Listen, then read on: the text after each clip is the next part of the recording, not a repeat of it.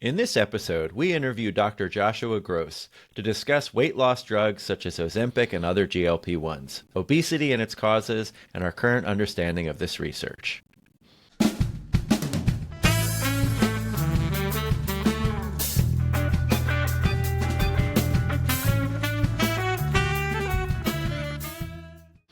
Welcome to the Thrivology Lab podcast, where we explore the science, philosophy, and practice of thriving. Our goal is to help you create a happier and healthier life through education, application, and transformation. Your co-hosts on this journey are Neil Utterback, that's me. And Phil Dunwoody, that's me. Neil and I are both on the faculty at Juniata College, where we teach courses to promote human thriving and well-being. Before we get started, Neil, where can people find us? What a great question. Please subscribe to Thrivology Lab on Spotify, Apple Podcasts, YouTube, or wherever you get your podcasts. Leave a comment or question on YouTube, and we will be sure to respond. And be sure to follow us on Instagram, Facebook, and LinkedIn. And you can also reach out with questions or comments at thrivologylab@gmail.com. In today's episode, we have an interview with Dr. Joshua Gross. Dr. Gross is an assistant professor of nutritional sciences and biobehavioral health at Penn State University. He obtained his PhD from West Virginia University in cellular and integrative physiology and completed a postdoctoral fellowship in the laboratory of Dr. Mark Carone, thank you, at Duke University. As director of the Nutritional Neuropharmacology Laboratory in the Penn State University Departments of Nutritional Sciences, Biobehavioral Health, and Pharmacology, he investigates the molecular mechanisms underlying food reward and its downstream dysregulation of metabolism, particularly in response to obesogenic diets. His laboratory employs an array of techniques ranging from molecular pharmacology to behavioral analysis in genetically engineered mice to study how GPCR-dependent gut hormones, neurotransmitters, and dietary nutrients regulate food reward in the context of obesity, eating disorders, and diabetes. So welcome, Josh. First, Let me say, that's a mouthful. Couldn't have said it myself. Well, I'm hoping that actually you can. And like really speaking of it more in layman's terms, how would you describe not just what you research, but also some of what you teach in your role at Penn State? What is it that you research? What is your expertise? What do you do as a professor there? Yeah, still figuring that out to some extent. Relatively new to Penn State. Going to be hitting the 2-year mark in August. And so just starting to teach some of my first classes, really just kind of seeding and getting, everything in place and the wheels in motion for my lab and kind of carving out my own niche in terms of my independent research program. But really what I teach and what I focus on in my research, kind of a confluence of all my prior experiences in research. Some of the domains and keywords I think that are primary focus areas, this term GPCR that you mentioned, G protein coupled receptor. So these, I'm sure folks have heard the term receptor at some point in time, but really what these are proteins that are kind of embedded in the outer portions of cells that allow the kind of extracellular and the intracellular environment to communicate with one another. And those kind of microscopic molecular level changes that happen at the level of the receptor and in the cell ultimately manifest or create some sort of biological response or some sort of physiological response or even complex behaviors. And so really, I think the fundamental focus and interest for me is understanding how kind of the nitty-gritty, nuanced, molecular mechanisms at the level of the receptor in, a single cell or a population of cells in a particular tissue in the body. How does that ultimately manifest or give rise to complex physiology and behavior that underlies, pathophysiology and, the causes and issues that we experience with, diseases impacting public health? And really the idea, I think, is if you can understand, at a molecular level, how these things are working, you then in principle can kind of back calculate or reverse engineer drugs that can normalize or can correct for those issues that are disease driving or disease causing. And so that kind of, full circle approach is what we try and take in the lab. We start, at the level of in vitro biology in test tubes, in cell culture, in petri dishes, to understand what's happening, at the cellular level, and then move on to animal models to kind of try and approximate how those changes at the cellular level are affecting physiology, and then kind of rounding back or circling back and trying to design or discover or kind of rationally create new drug candidates to try and correct those issues. So, go ahead. No, go ahead. Go for it, please. And so GPCRs are really a key focus, and the reason they are is because they are the largest pharmaceutical drug class, and they've remained of that stature for decades now. So depending on which review article you're reading over the last couple of years, estimates are typically between 33 to about 50% of drugs, pharmaceutical drugs on the market today, target GPCRs. So they are wonderful. They're spectacular drug targets. So certainly, incentive in and of itself with respect to just potential therapeutic utility. And these things really regulate every system of the body, every cell type, every organ. So they're kind of infinitely interesting, targets to study, because you get to learn quite a bit about human physiology. Yeah. Yep. I love that, Josh. And I think, partly what we Phil and I are constantly talking about is this sort of systemic approach, like looking at, typically we look sort of laterally. How does sleep, nutrition, exercise, community, all these things laterally all contribute to a system of well-being? What I love about what you've just sort of presented is you're also thinking about it vertically, one could say, sort of like from this lifestyle, but how can we dig down into like, what are the cellular mechanisms that are giving rise to some of these behavioral outcomes and stuff? And could you talk, so one of the things, the rise of these medications in popularity, at least, I know like these have been around, as you said, for decades, but some of them, like Ozempic or these others, have given, terrific popularity of late. Can you talk a little bit about maybe some of the recent global trends in metabolic diseases, how we got here, and why are these now a great option for people, possibly? Yeah, it's an excellent and very important question. And, really, it's of no surprise to anybody that we're experiencing an epidemic. Some would argue, and I think statistically, it's valid to say a pandemic, that this is a global issue. We tend to see a disproportionately large, amount of obesity and diabetes and other metabolic diseases in what we often refer to as Western industrialized societies. And so I think there's certainly plenty of rationale to propose that this is really a consequence of modernity and industrialization, and we could dig into that, I think, a little bit more. But if we look kind of specifically at the United States, really where you see kind of the earliest major inflection point in terms of an upswing in rates of obesity and kind of piggybacking off of that, metabolic diseases like diabetes, we really start to see it in kind of the mid to late 70s. And prior to that, although obesity existed, certainly, it was relatively flat and relatively stable for quite some time.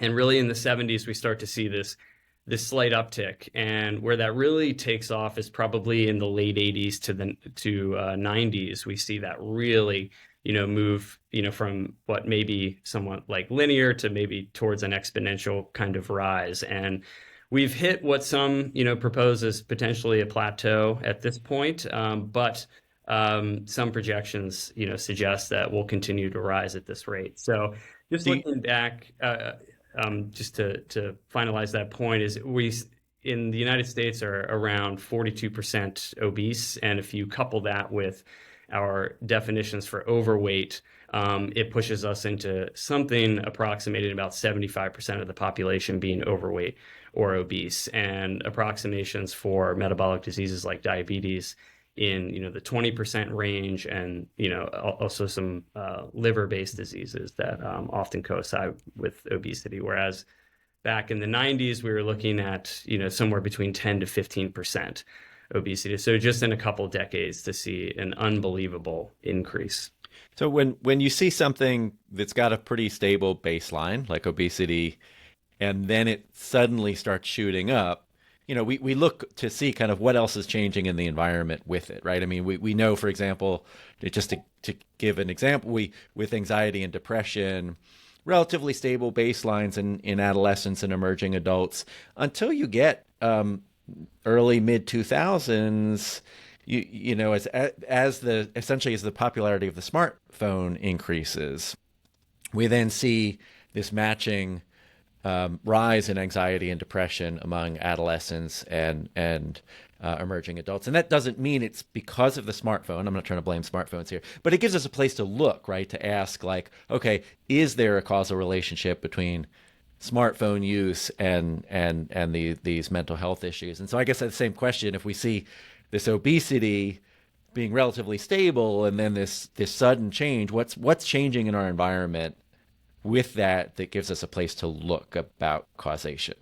Yeah, it's an excellent question. And I think the obesity field and this particular question really is a nice launch point into the proposed causes of obesity, because people have been looking at this trend, this disconcerting trend for some time now, and really trying to map what other things in our environment, like you said, are changing and coinciding with that rise. And that's where you see the emergence of many, many different theories, many of which could, probably be guilty of the correlation does not equal causation fallacy, some of which may have, some basis to them. So probably the most glaring change is the increase in the amount of processed food. And especially if we track back to the 70s, although we had processed foods prior to the 70s, but as I mentioned, there was this, noticeable inflection point, is where costs really started to come down quite a bit. And so affordability and accessibility of processed foods is certainly playing a key role. And that has certainly been increasing, over this time span. You can get very, granular, and some will, suggest that things like seed oils, which are, tend to be in processed foods, have gone up. Many will point to the late 70s. There were dietary guideline changes based on Ansel Keys' work and others suggesting that we should move to a low-fat diet. And food marketers and companies then, in order to retain some palatability for those foods, stripped out the fat and put in sugar and, kind of enriched and simple carbohydrates. So many on the kind of low carb side of things will point to that major change in the amount of sugar and its consumption. And if you think too, sociocultural changes in terms of more women increasingly going into the workforce. And so you're not cooking, as many meals at home. And Michael Pollan and others going years back, I think, make this very compelling point that one of the best predictors of your metabolic health and especially obesity is how often are you cooking at home relative to eating out. And I think there's an awful lot of truth to that. And so I think there are all these levels, and contributors and factors that are probably playing in to that rise. But there have been many people really trying to, with mathematical modeling and, trying to impose a lot of complex analyses to understand what's happening here. And it's still not entirely clear. And which makes it, a fascinating problem to study because, there's room for major important discoveries, but it has been a challenge to try and map what are the key drivers here. Well, I think that challenge is so directly paid for by us, the consumer, the eater of the world. Like it would be easy to say, well, sugar's the problem, seed oil's the problem, because we want one bad guy, but it's this field of bad guys that are conspiring. And I think what's really interesting about this work and the stuff you're proposing here is like, it takes out some of the shame associated with like, I just don't have enough willpower. I'm just a bad person because I can't. But really, what I'm hearing you say is like, the environment has changed such that it's playing on some natural evolutionary behaviors, functions, desires in me, and corrupting those in a way that leave me vulnerable, the consumer. Can you talk a little bit about that maybe? Sure. That is, you're precisely hitting the nail on the head there. What's really changed is the food environment over this time.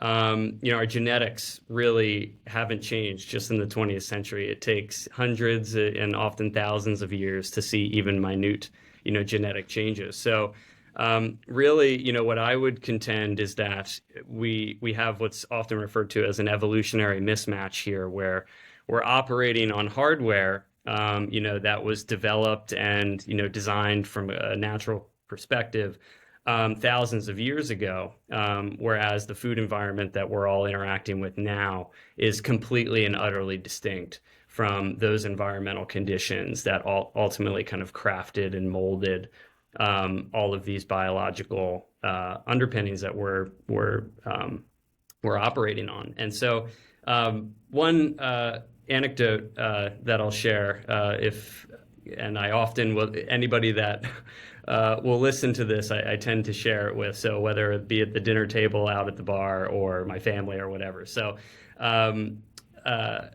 I think it's an interesting point, though, with respect to our kind of evolutionary predisposition to overconsume foods in their current, instantiation and how they're made now. And so there's one of the leading obesity scientists is named John Speakman, and he has a background in evolutionary biology, but has moved into studying metabolism and aging as well over time, and really, really incredible, impactful, and thorough work.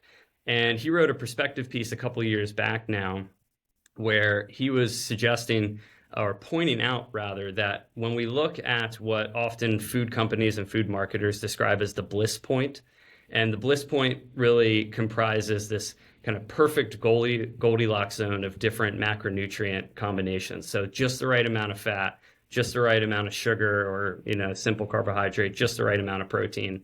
And these are pretty well defined. If you look at foods that contain the bliss point, it's really all those foods that we all rate as the most pleasurable and the most enjoyable and rewarding. So your pizza, your cookies, your ice cream, chips, so on and so forth. They all, in general, tend to conform to this macronutrient ratio. And what John Speakman points out is that there are literally no foods that exist out in nature that contain that perfect ratio, except for one naturally occurring food that does contain that particular ratio. So I often, at this point, will pose to whoever the the audience is, if you can guess what that food is. My mind immediately went to avocados as the first choice. Yeah, I get that quite often. Avocados are a wonderful. Yeah, I'm thinking fruits just because they're so good and tasty, but I'm can't get the protein. I'm guessing it's got to be something harder here. and food may be a generous term here because it's constrained by age. But breast milk actually is by far interesting with respect to actually ascribing to the bliss point ratio. And it's so, been a long time since I've had breast milk. Right? But John Speakman, I think, makes the very compelling point that from an evolutionary perspective, there would have been kind of positive selective pressure to overconsume foods that contain that bliss point, that macronutrient ratio, i.e. breast milk, because that was ultimately what conferred survival, especially going back into our evolutionary past, where the infant mortality rate was incredibly high, especially compared to what we experience now in modern industrialized society. So heavy selective pressure to overconsume those foods. But once you are then weaned from your mother and you're not consuming the breast milk anymore, and you go out into the wild and you're foraging and you're persistence hunting, you would never then encounter a food with that bliss point macronutrient ratio ever again. So there would have been no kind of countervailing negative selective pressure against that overconsumption. And really, there probably would have been further positive evolutionary selective pressure in that we were much more in our evolutionary past susceptible to prolonged periods of fasting. And oftentimes indigenous hunter-gatherer societies may come across large game or, a very large, patch of fruit or vegetables, and they would overconsume because they didn't know the next time that they would encounter that, rich food source. And so we're also, to some extent, hardwired to overconsume within a single sitting, especially if we're unsure about when we're going to get our next meal. And we see this now in a modern context with food insecurity and those that with lower socioeconomic status that may have a similar kind of uncertainty with respect to when are they getting their next meal, and that may predispose them to eating more in one sitting, and that's what the data tend to tell us. So I think a compelling argument as to why is it that there are these perfect formulations of foods that we are just that feel kind of uncontrollable. And we could also, dive into how food engineering and food marketing is really capitalized on this. It's really, if you strip out the public health impact of it and divorce yourself from that, it's actually quite fascinating, how over the years they have really fine-tuned and crafted these foods to be kind of maximally overconsumed and pleasurable. And there's a variety of ways in which they do that tie into actually how our system kind of evolved to consume and respond to foods. And food marketers have really, through engineering of foods, figured out very nuanced ways to circumvent those kind of biological safeguards that we have in place. I mean, this seems to be there's so many things that I'll say are analogous to this, where, there are pressures in our evolutionary past that result in us having certain desires or drives. And then the modern environment exploits those in a way that might actually be detrimental for us. So they made sense in our evolved context, but in the current context, maybe not so much. And this seeking foods that are really, really rich, for example, in caloric intake and other things, what might be one of these, and that if that's rare in my evolutionary environment, it makes sense to really enjoy it whenever it's there.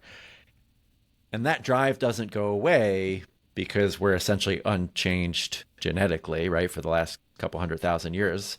But yet the food environment has changed so much. And this is something Neil and I talk a lot about in the class we teach and in this podcast, that one of the why have a podcast on well-being, really, or why have a class on well-being? And it's because I think there's so much in our environment that actually leads us in unhealthy directions that you need kind of this deliberate focus, because the environment is not engineered for your well-being. It's engineered for the profit, for example, of food companies or smartphones, or they're engineering these apps to maximize the amount of time your eyeballs are on them, which might be bad for your health, but might be good for the company engineering it, right? And so it's this similar mechanism in a way, or So I'm going somewhere with this here. So this is the challenge, right? When in a way it's swimming upstream. You might say, right? When society has kind of gone in one direction and you're trying to head in a different direction, that is really hard. And I guess I'm going to lead that into a question, which is, we know there's a lot of evidence that diets don't work, right? So, and we're assuming in this conversation that obesity is a problem, and it's at least worth mentioning. There's all this kind of this body positivity movement, and I think there are good things about that, but there are also at least some potential negatives, and that obesity can be physiologically very bad for your health, right? And diabetes being a great example. So diets don't work, and I'm guessing part of the answer is our environment, and that we're habit machines and whatnot. But this is, more about this area than we do. So, in other words, why would these drugs have a place in helping people who some would say, oh, well, they just need to exercise more and eat less, but yet we have, decades of research at this point showing that doesn't really work well. Right. Yeah, so many ways to go with this question. And, we can take kind of the scientific perspective, and there's been a lot of just incredible work done from animal models all the way up through humans to in a very compelling manner, describe why diets don't work. There are, elegant mathematical models from folks like Kevin Hall, leader in the field, that are predictive of why diets don't work. But there's also just the very clear and obvious food environment, contributor, as you just outlined there, which is that we are immersed in a sociocultural environment in which food is everywhere. It's highly accessible. It's highly affordable. Companies are, as you alluded to, kind of capitalizing on this evolutionarily ancient hardware to kind of co-opt our attention, really in a highly analogous way to what we see with social media, where it's kind of taking advantage of the pro-social nature of our species and really capitalizing on that, for profiteering and whatnot. And so we're exposed, incessantly, whether that be commercials just driving down the highway, to cues that have been entrained over time to be predictive of something rewarding and something enjoyable. And you couple that with just inherently encountering more stressors in our modern environment, and that can really amplify that drive to want to consume something a little more rewarding and pleasurable. And so I think part of it starts with just the sheer inundation of cues that we have been entrained, and exposed to over so much time, to where we're having that kind of persistent and constant drive and craving to consume foods. And so I'm getting towards maybe the end of the answer here, and I could track back towards the beginning. But I often, if folks, especially in my family, are asking, how can I, just start eating better and avoiding, kind of overindulging in foods that most people, I think, are quite well aware are not good for them. The kind of proverbial junk food, which are now often referred to as ultra processed foods. People understand these are bad for you. But controlling the controllables is really all we can do. And so I often say controlling your local food environment is really the best thing that you can do. And what you have in your house, I think plays a major role, because again, at the end of the day, especially a stressful long day, we are largely at the mercy of our underlying biology and drives and cravings and these cues that facilitate those drives and cravings. And so setting yourself up, for success in terms of going to the grocery store and deciding, okay, I'm not going to buy, these, Reese's peanut butter cups because I know I love them so much, and I'll be much more likely, to indulge in them when the time is right. And so controlling your local food environment. And I think that also plays into really trying to minimize, the amount of time that you're eating out, because they're just as food marketers in the kind of corporate model of big food, so to speak, is really taking advantage of a lot of the shortcomings that we have in terms of controlling our intake. Restaurants are doing the same, for their own survival themselves. So, putting as much butter and salt as they possibly can in the food is financially advantageous for them to do. And so my wife and I, we absolutely love going out to eat. We do it probably at least once a week. It's a very enjoyable part of life, but trying to, control, your own food, I think is a great place to start. Well, sorry, go for it. Oh, yeah, I was going to kind of dip back into the science. So maybe be a good time to... Let's go back to the science, because you mentioned mathematical models, and yeah. I know there are things about, for example, as you gain weight and then trying to lose it, our body has these homeostasis mechanisms that then adjust and make it harder.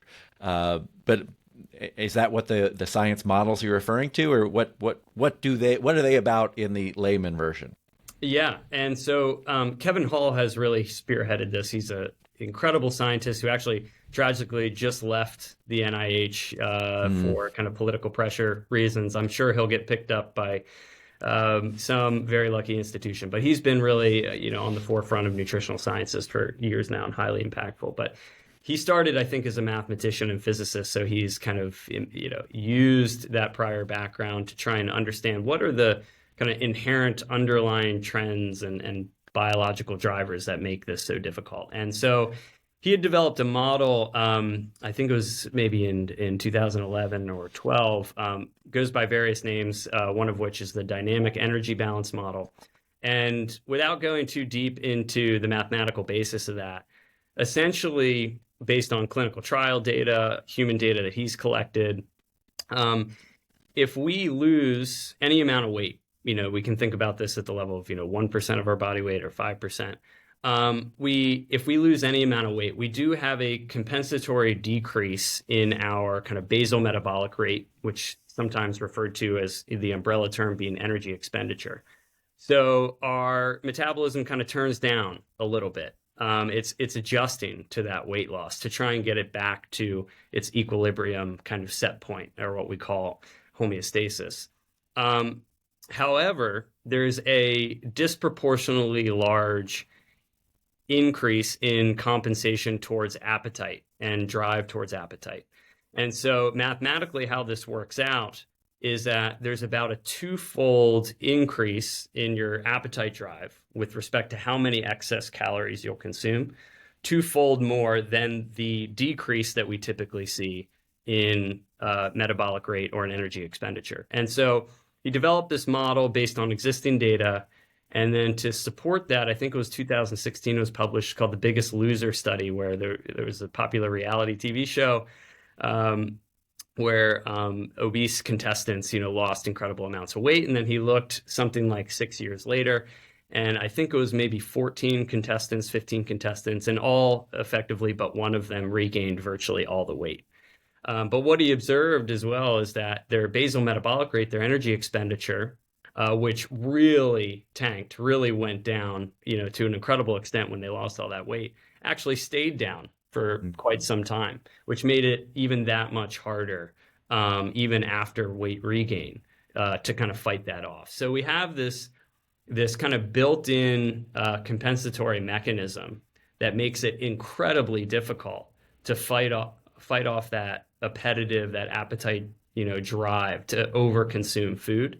And our body is adapting in a way that is ultimately disadvantageous for actually keeping weight off. And this is why with dieting and exercise, we've seen at best maybe 5% weight loss. And it is incredibly difficult for folks to keep that off. And with respect to exercise, this has been kind of an evolving idea in the field.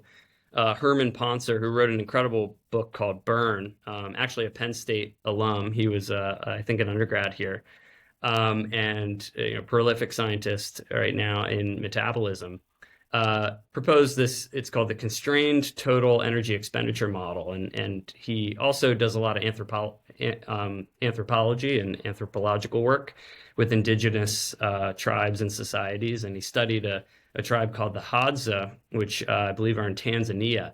And, they're foragers and persistence hunters. And so they walk something like 10 miles plus per day.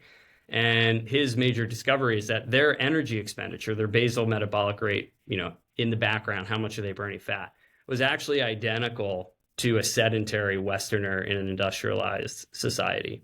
And so this was really profound to him because, most of us like to chalk up the obesity epidemic in part to, we're just moving around less, we're more sedentary. But the system is so highly adaptable, especially on the energy expenditure and metabolic rate side of things, that it essentially will just accommodate whatever your activity level is, whether that's close to zero, it'll adjust accordingly. Or if you're walking or exercising all day, every day, it'll adjust accordingly. And really, there is this kind of heavy tilt towards the food intake side of things in terms of being the primary determinant of your body mass change over time. And this aligns quite well with what are called GWAS studies, genome-wide association studies, where we look across large populations of people and look for what variance or variation in genes may be predictive of a certain trait or certain outcome. And of the 1,000 or so genes that we have mapped to obesity, especially very severe cases of obesity, the vast majority of them are expressed or functional in the brain. and the vast majority of those are really regulating food intake or total energy intake. A couple of them are modifying, metabolic rate, energy expenditure, things like that. But in large part, the primary lever, that our bodies are calibrated to either increase weight or decrease it is really food intake. And that, to some extent, cut me off if I'm going on too big of a tangent here, but to some extent, I think that parlays quite nicely into the efficacy of GLP-1 agonists, in that these drugs are the lever that they are pulling on in the advantageous direction is the food intake lever. They are having certainly very little direct effect on metabolic rate, energy expenditure, activity levels. Certainly a little bit kind of secondary to changes in total food intake, but the key, lever that it's pulling on is modulating our food intake. And I think it helps provide a mechanism to kind of deal with our current food environment, in which we are replete with these energy-dense foods that are crafted and designed in a way to be overconsumed, and to kind of pump the brakes on that, which can be an incredible challenge for all these reasons we're starting to touch on. GLP-1s are an effective way to manage with and deal with that issue. I want to come back to that and have you explain exactly what these pharmaceuticals are doing and how they're pulling on that lever. But just anecdotally, and I wanted to highlight, I think, for myself and listeners, like that the system is deranged, right? And like, even as this morning, I was watching a YouTube video, and there were literally back-to-back ads for Pizza Hut and Ozempic. And like, what? One, that probably says something about my algorithm, but also like and one of the things that seems to, for Phil and I, track through all of these things is sort of mindfulness. Like, how can you develop greater awareness of yourself, your environment? Like, if I become more aware of how the environment is doing that, how I can be aware that Lucky Charms has a very colorful box and a fun mascot that has nothing to do with the food and yet makes me somehow want it more, how these things are happening, then maybe I can intercept that. But that also, I think, says that sort of sides overly, and I'm prone to this, with the willpower camp. Like, well, just if you're aware, just buckle down and do it. But clearly, for a lot of people, these GLP-1, and I'm hedging, like GLP-1s, GLP-1 agonists. What does that actually mean? What am I talking about? Like, these medications are life-saving for many people. And so, could you explain, Josh, like what are they doing? How are they functioning? Why are they so good? So seemingly so good. If I may, I just wanted to respond very briefly. Hopefully I actually keep it brief. I have an issue with doing that sometimes. So absolutely circle me back, to GLP-1s, and I want to dive into that very deeply. But with respect to this idea of commercials and being exposed to, the colorful, ornate, ways in which they craft cereal boxes when you walk down that aisle, it's overwhelming. Really what they're capitalizing on there is, and we have, decades now of data in animal models up through humans, is that most people kind of have a misunderstanding of what dopamine, which is often thought about as the pleasure, neurotransmitter molecule in the brain, often have a misconception that dopamine is only working when you're consuming something pleasurable and enjoyable, which is certainly the case, especially the first time that you consume something very enjoyable and pleasurable, like a cheeseburger or pizza or a big bowl of Lucky Charms. But after just a couple exposures to and pairings of consuming that pleasurable, rewarding thing in a particular environment, what dopamine does much more so is facilitate what's often referred to as reward learning, or neuroplasticity in the brain. It's really a kind of learning molecule in the brain, and what it does is to pair cues and different environmental contexts with the drive and the motivation to consume something rewarding and pleasurable. And so with just a couple pairings, what you see is that then you see the McDonald's arch, after 2 times having a double quarter pounder, and immediately when you see that arch, you are hungry, you're driven, you're motivated. It's actually it's mobilizing you, where you then turn off the exit to go get that food. And so food companies and our current food environment capitalizes on this kind of cue-driven or cue-stimulated dopamine release that occurs. And this is exactly what we see in trials in humans, where we can, even in a normal weight individual, if you give them kind of a high fat, high sugar, snack or food for just a couple of weeks, they become hypersensitive to cues that would be predictive of that food, being consumed.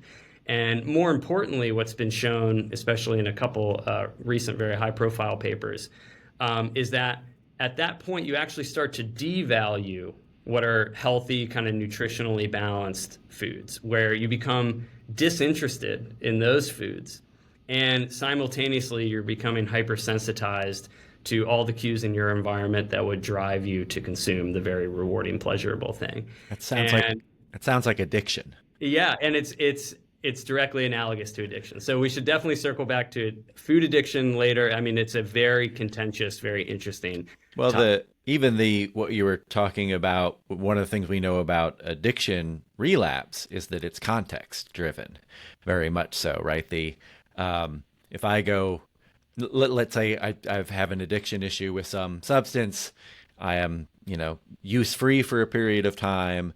If I re-enter the environment where I used to consume this substance, or around people that were involved in the consumption of it, I'm going to experience the cravings. I'm essentially, it's somewhat related to these homeostasis mechanisms. I'm going to have a drop in neurotransmitters that would have been boosted if I took the thing, which is part of the craving and whatnot. And I hear you saying something very similar about food. Yeah, it is very, very similar.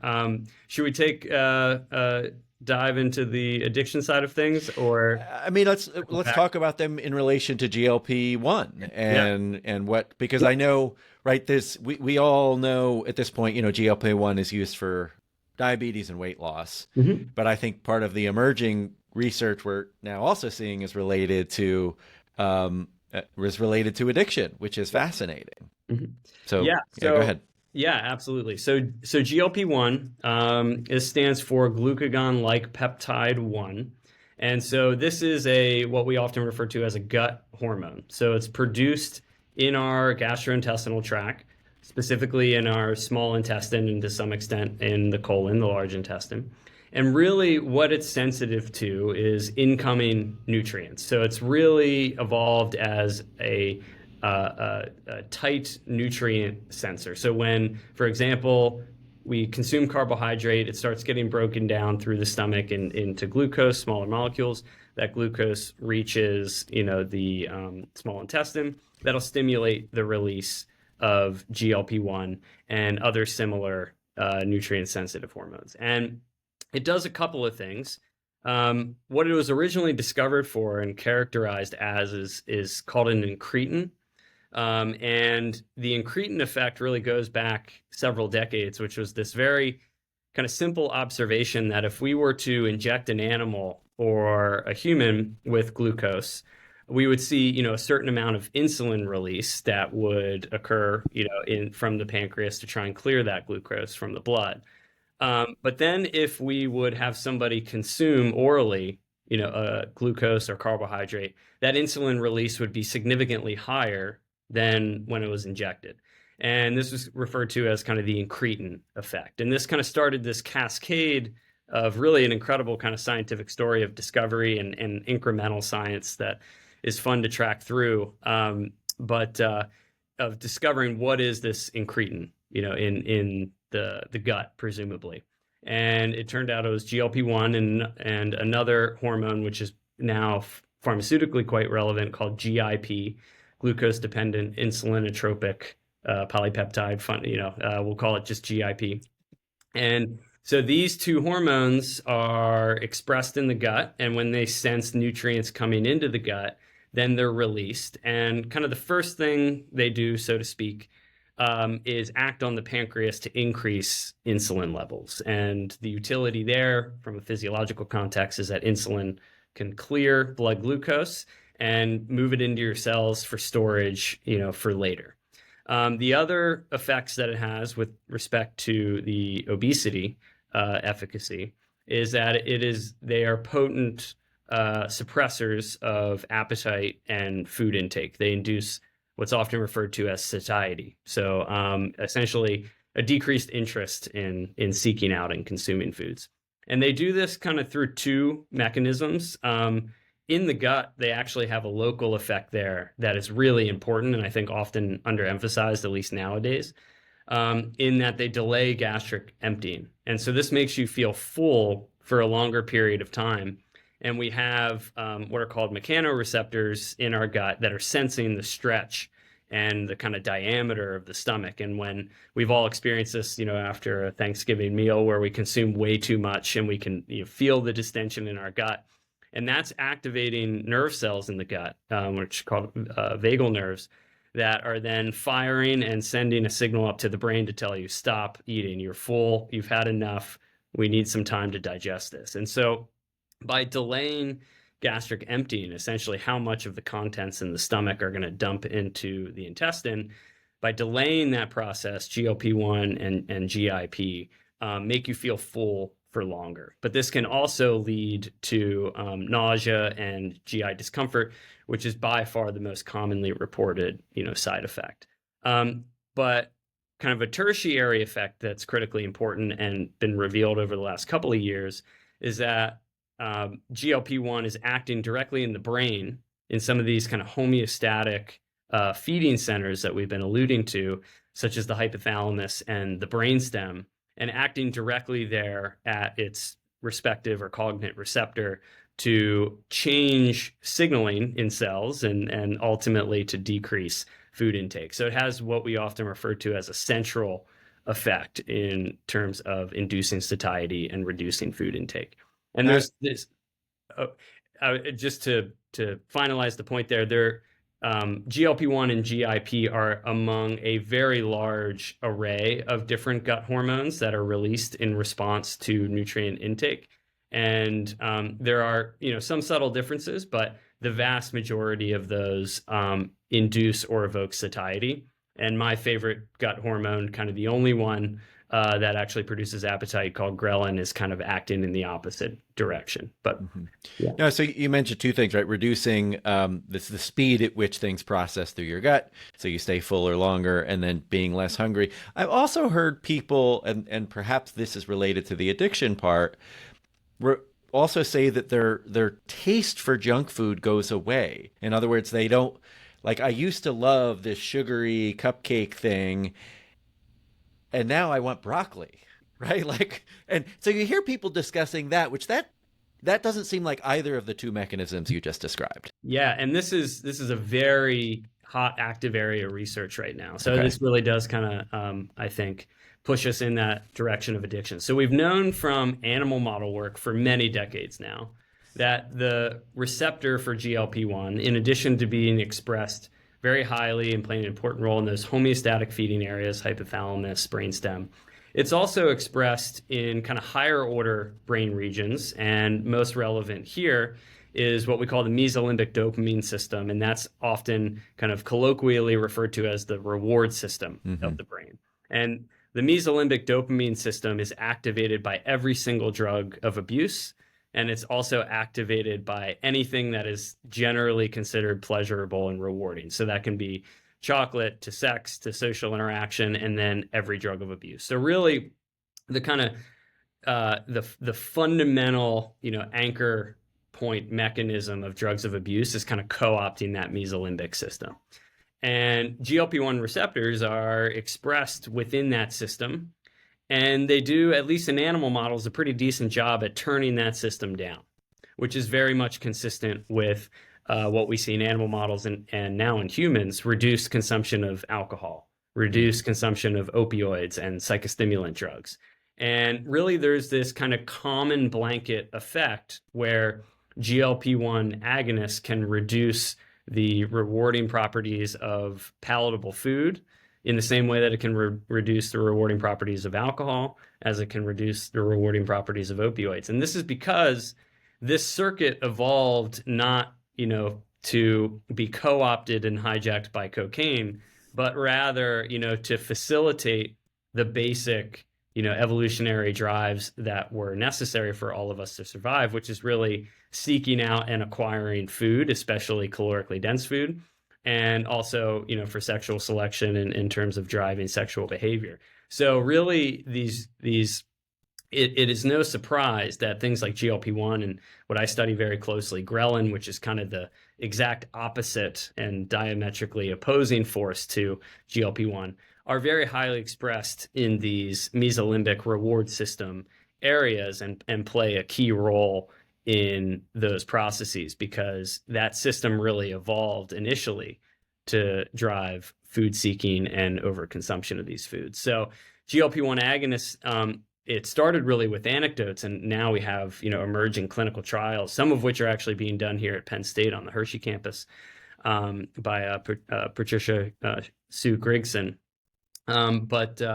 Yeah, very, compelling early findings. And, I think we'll see, as we have known, for decades in animal models, that it'll have a positive effect. And it's amazing.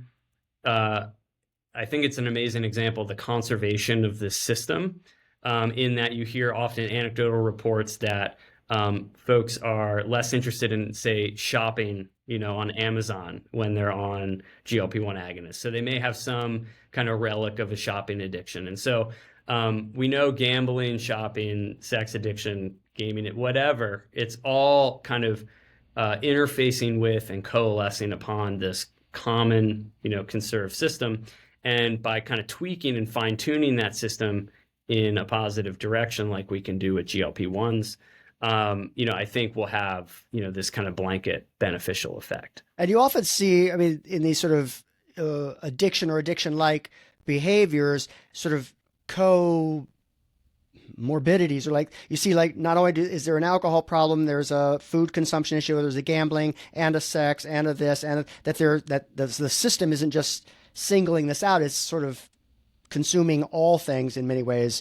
So it sounds, on one hand, these are the miracle drugs that they're being touted as, right? Why, if, whatever your thing is, this might be the thing to help you quell it, right? So why would someone not want to take, what's, playing devil's advocate, what's the downside of these potentially?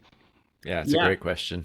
It's an excellent question. I think it's the primary question on so many of our minds now.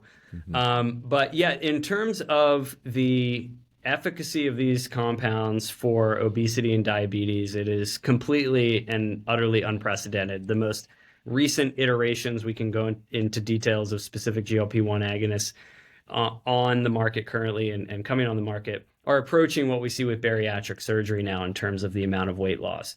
They've also increasingly, which is how much? Which is typically you'll hear anywhere from about 25 to 35% reduction in body weight. Over so whatever your starting body weight is, reducing it by that percentage. Over a year?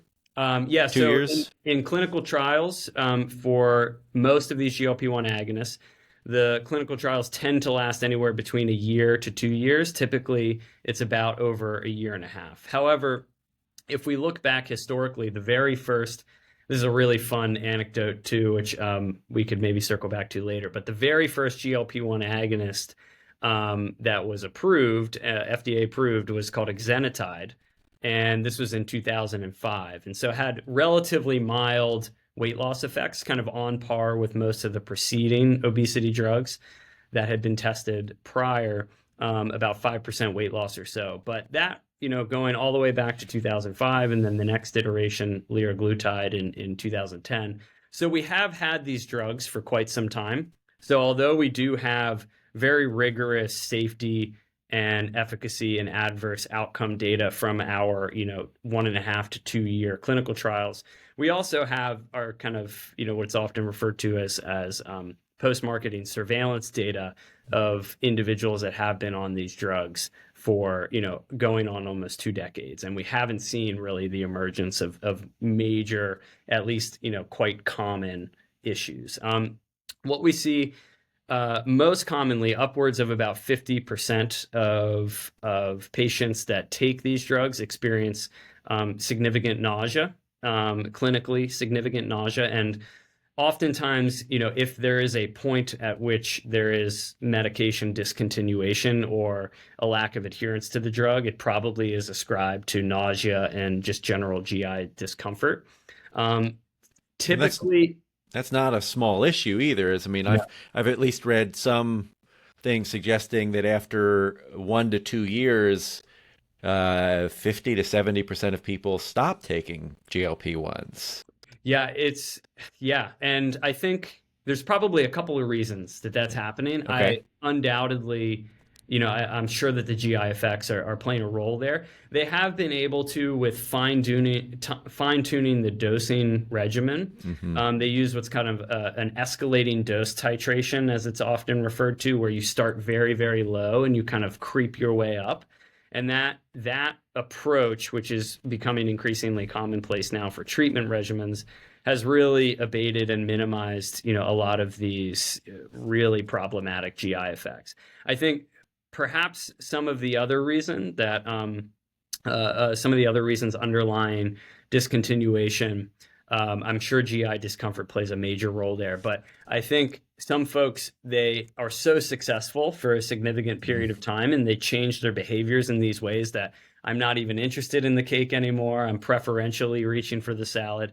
And that can kind of convince you psychologically, behaviorally, that you're ready to come off the drug and you're ready to then start applying, those newly acquired behaviors in the absence of the drug. But what we've seen from clinical trials is that the vast majority of the weight is regained in the vast majority of individuals that discontinue treatment. And I think this is really a critically important point. So some will critique these drugs and saying, well, they're lifetime drugs, and that in and of itself, intrinsically, regardless of adverse effects, is problematic. But if you make an analogy to hypertension or even diabetes, which is often comorbid with obesity, or cardiovascular disease of any kind, nobody really second guesses the idea that you're going to be on those medications for life in order to reduce your risk. And so I think this transition in terms of increasingly understanding the biology and the genetics and the role that plays in obesity, and kind of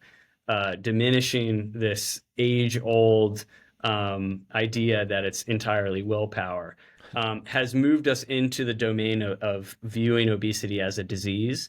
And I think that helps to enable the idea that these prescription medications are treating a disease, and oftentimes you'll need to stay on that medication, presumably for life, if you want to, keep body weight in check and continue to reduce risk. And these are, cardiovascular health. I mean, it's the number one killer in the U.S. I mean, so these are not small risks we're talking about. So I think when you're weighing, it's always good to talk about the side effects, and I think I would like to dive in a little bit more to those, but it's worth acknowledging that there are risks of not taking it at that point, right? And so that's what you have to always decide and to discuss with your physician, is those trade-offs. Yeah, it's all about trade-offs with respect. There's, pun intended, no free lunch. And so every drug, despite GLP-1s thus far, having probably one of the best safety profiles, especially when you balance that against its efficacy profile, is really, truly a miraculous thing. But there's always going to be trade-offs and risks. And I just wanted, before I outline some of the potential adverse effects and additional side effects, reinforce this idea, exactly what you said there, Phil, which is that the cardiovascular benefit, which has now been studied in long-term clinical trials, is pretty astounding. I mean, it's on par with, some of our standards of care in cardiovascular disease. And cardiovascular disease is one of the primary risks that are conferred by having obesity, or similar effects are being shown recently with respect to kidney diseases, liver diseases, the excess accumulation of fat in the liver, which is pretty much always comorbid with or occurring alongside obesity, which is a major driver of metabolic dysfunction in the whole body. They're seeing positive effects with neurodegenerative diseases, which also risk is majorly increased with obesity, especially over prolonged periods. So, and these aren't really speculative or anecdotes at this point. We're accumulating and amassing an impressive number of well-controlled, randomized control, clinical trials. We love data on this Yeah, show. We're always asking, show me the data. I live and die by the data. So what are so nausea? Yeah. So what are some of the other side effects we see that might be problematic for people? Yeah. So some of the most severe potential side effects that have been observed in human populations are pancreatitis. However, the estimates for the likelihood of that is, less than 1% of individuals. I've seen actually as low as 0.1 to 0.2%. So these are incredibly rare, but they can be quite severe. And they've been on the market long enough where we would have some idea of long-term use at this point. Yeah, exactly. And I think that's an important point, is that it's not as if these drugs are brand new. We have versions of these drugs that are quite new. And, if we were to go, track through the history of, what are the subtle differences between these things, although biochemically, structurally, there's subtle differences, they do have major differences biologically. So pancreatitis is one. There has been some proposed risk potential for thyroid cancers. However, to my best reading of the literature on this, that it still exists kind of only in animal model research, and I don't know that we have compelling human data yet to support that as a potential risk. There has been quite a bit, especially on social media, purported risks around what is often referred to as kind of significant lean mass reduction or loss of muscle mass or potential bone density. And some recent work has come out, especially using existing clinical trial data out there by Kevin Hall and others, to pretty, at least by my reading of it, in a compelling way, demonstrate that the lean mass loss that we're seeing is right on par with what you would see with, diet induced weight loss just from caloric restriction. So it doesn't seem to be going over and above what would be expected with this amount of weight loss. But inevitably, you're going to have loss of muscle mass and just total lean mass because you're carrying around less weight all day. And I've read, like, if you lose 10 pounds, 6 pounds of that is fat and 4 is lean. Right. Yeah. So what is lean mass? Can you define that for us? Because I hear that's a category. Yeah, lean mass is kind of everything other than fat. Okay. Yeah, in large part. So it's not 4 pounds of muscle I'm losing. No, it's not necessarily always muscle. Often, I think probably the most significant proportion is often muscle of lean mass, but that's just, general tissue weight. I mean, it's kind of everything else other than fat. Bone density? No, bone density is often segregated out as something distinct, and I think this is probably worth. And I'm maybe not as up to speed on the current literature of this as much as I should be, but this would be a concern of mine, particularly in elderly populations where lean mass loss and especially bone density loss, if GLP-1 agonists are to any extent, deleterious or problematic in these domains, that can be literally fatal in an elderly population, because we know falls typically kind of precipitate, the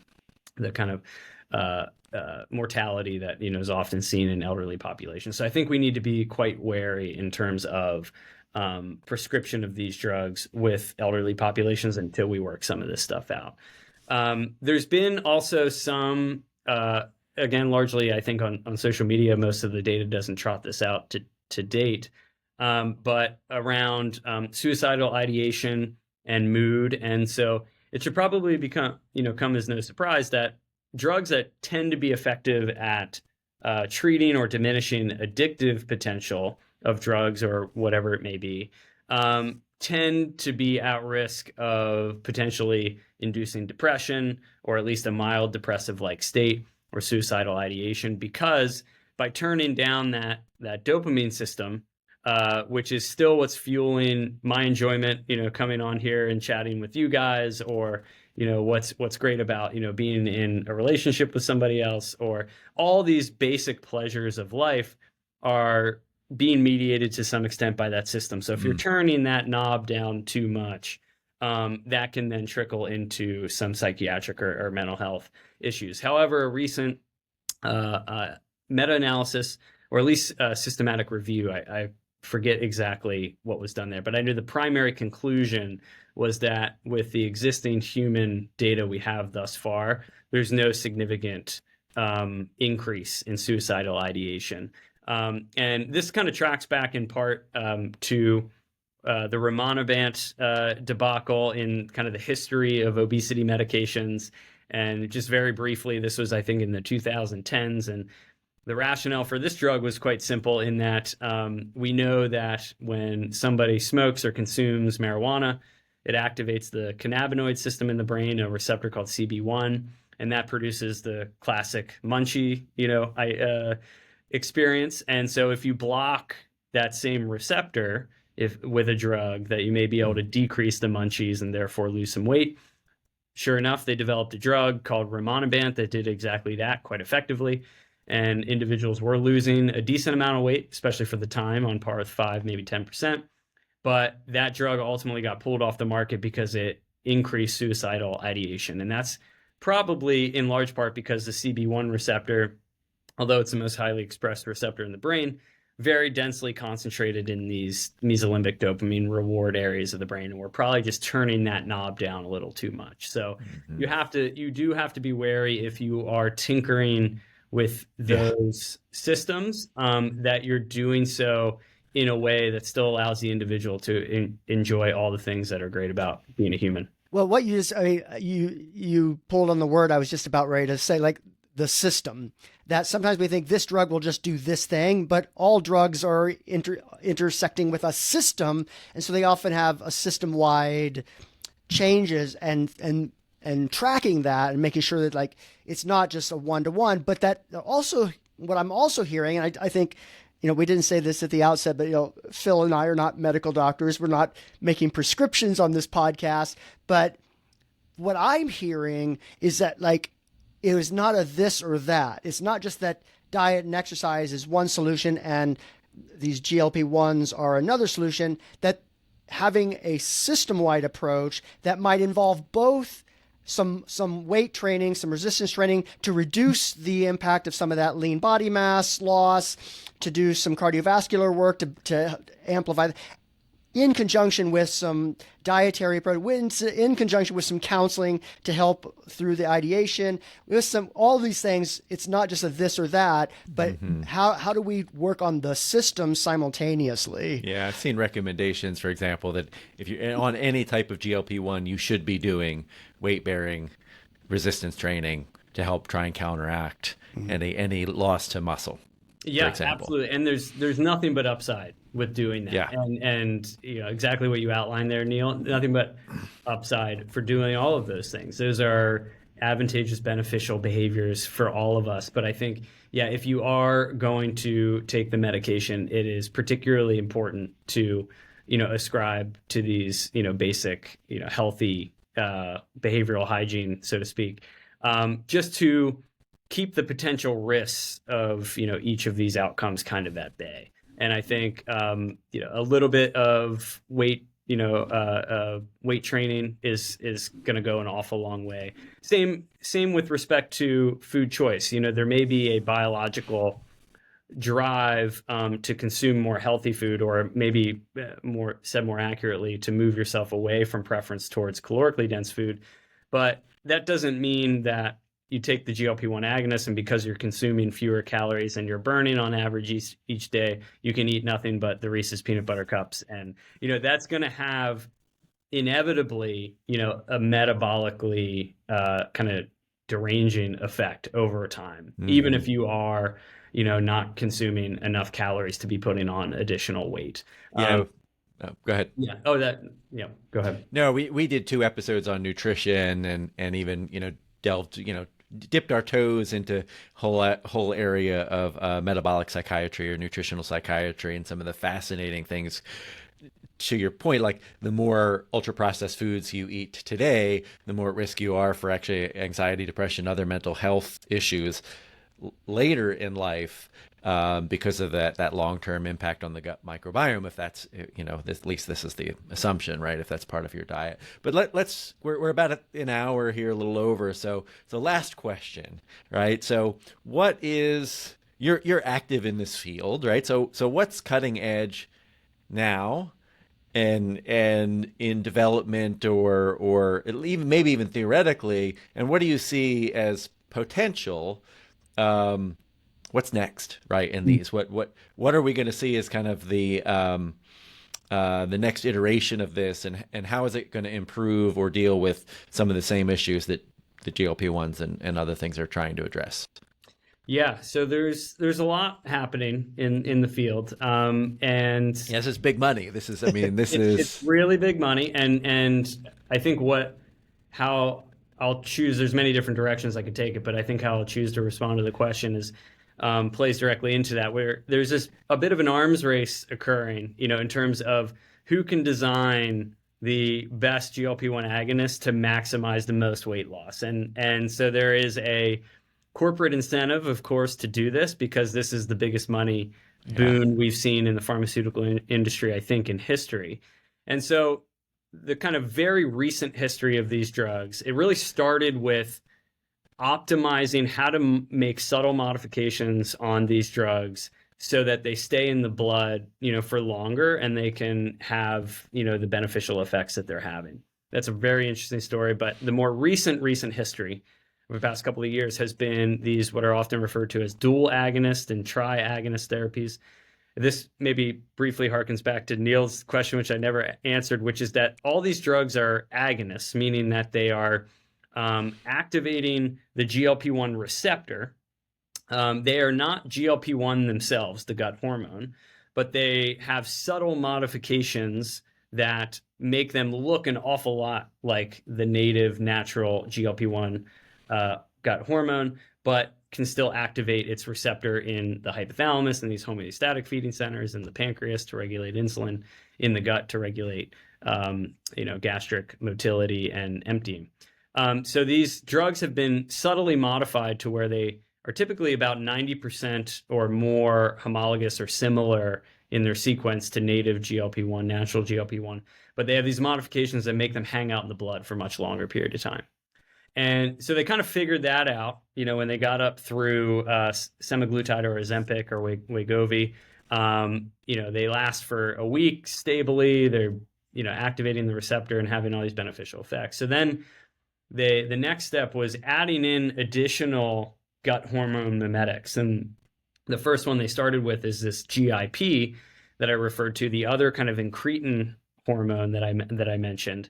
And this is the basis of tirzepatide, which is called Mounjaro when indicated for diabetes, Zepbound when indicated for obesity. This is an Eli Lilly compound, which is both a GLP-1-like agonist and a GIP-like agonist. And this drug showed even further weight loss and even better glucose control than Ozempic, its predecessor. The most recent iteration, also from Eli Lilly, called retatrutide, is a tri-agonist. So it's this GLP-1 agonist, GIP, and a glucagon agonist. And this has shown even further weight loss. And that's where we've started to tilt up into, bariatric surgery level in terms of about 25% weight loss or more. And so, because up until then, we've not seen anything work as well as bariatric surgery, right? Which is why you're referencing that. Yes, not even close. I mean, if we were to go back through the whole history of obesity drugs, pretty much where it maxed out before, in large part semaglutide, Ozempic, was maybe 10% body weight loss. Most of them over the entire 20th century, a lot of stimulants, in large part, were about 5%. And at the time that the first GLP-1 really came onto the market in 2010, the approved medications were, somewhere around 3 to 5% body weight loss. So this is just astounding. So much of the field is focused on kind of where do we max out at without further increasing side effects and adverse, adverse effect liability. And so that's a big part of the field right now is I think the financial incentive to keep producing the new and better versions, but better understanding the side effect profile, both acutely and long term, which in part will just take time. We didn't know, what the effects were of smoking for about 30 years, afterwards. And so we have to be very cautious and not let the train kind of run away from us in this arms race towards better and better drugs, because we may be missing something that'll manifest 30 years down the road that we're unaware of. So on the research side and on the clinical drug development side, it's really all about how do we formulate these things to maximize efficacy while still continuing to diminish side effects. And that's a big part of what I study in my lab. I focus very heavily on this hormone called ghrelin, colloquially known as the hunger hormone. So it does all the opposite things that GLP-1 does, which actually, and I would argue, at least I do in my grants, that it's a great system to play along with in this kind of dual agonist or dual therapy mode, where we can use the ghrelin lever to kind of fine tune some of these problematic adverse, side effects. So, for example, another one that I didn't mention earlier, gastroparesis. Part of the efficacy of GLP-1s is that they slow gastric motility and gastric emptying, as we said. But if it slows it to a halt, that can be a really severe problem, and this happens in some folks. Whereas the ghrelin system does the exact opposite. And so if you can figure out how is it that the ghrelin receptor in the gut is kind of competing with GLP-1 to, this push and pull, tug of war on gastric motility, maybe you can selectively, keep the gastric motility, at a regulated level or at least at bay, while still maintaining, all the other beneficial side effects. And so I study that first kind of at the cellular level in terms of understanding how signaling pathways and different molecules within the cell downstream of the receptor are causing these effects, but also at the physiological level, how are these things occurring? And so I think, pharma is really in this profit-driven race to, see what can we do. And then I think trying to better understand side effect profile and liability. And I think also too, expansion into, which we touched on, all these other potential therapeutic domains. That might be where most of the excitement is in the field. And so I was trained kind of foundationally as a neuroscientist and I've gotten into metabolic physiology more over time. But so I'm oriented very heavily towards psychiatric disease and neurological disease and addiction. And a lot of my early work focused on that. And so there's an awful lot of excitement there in those domains. And I think one last important point, just to tie that up, is I think what's being looked at right now in the research domain is, we kind of starting with, okay, we know these things are relatively safe. We can do clinical trials. We can do retrospective analyses in human populations. It's doing all these beneficial things. Is it doing that directly? For example, reducing kidney disease or kidney failure. Is it actually acting directly on the kidney, or is this just secondary to obesity? And it's hard to disentangle that. Yeah. But in many cases, it does appear, at least in part, to be secondary just to reductions in body weight and improved metabolic control, which I think reinforces the point that obesity is a major risk factor for, really, if you were to categorize the highest mortality, morbidity diseases, especially in industrialized nations, that, it really is playing a key role. And by just treating that issue, that you get all these kind of secondary benefits. And so, there's a lot of mechanistic work, and I think also trying to tread lightly and not let things get too far away from us. But there's a lot of excitement and a lot of net positive benefit that's hard to ignore. That's awesome. Dr. Joshua Gross, thank you so much. Yes, you've been a wonderful guest. Fantastic. Friends, That is it for this episode. Please subscribe to the Thrivology Lab on Spotify, Apple Podcasts, YouTube, or wherever you get your podcasts. Leave a comment or question on YouTube, and we will be sure to respond. And be sure to follow us on Instagram and Facebook. If you have any questions or comments, or if there's a subject you'd like to hear us discuss, please reach out to thrivologylab@gmail.com. Thrive on, friends. Thrive on.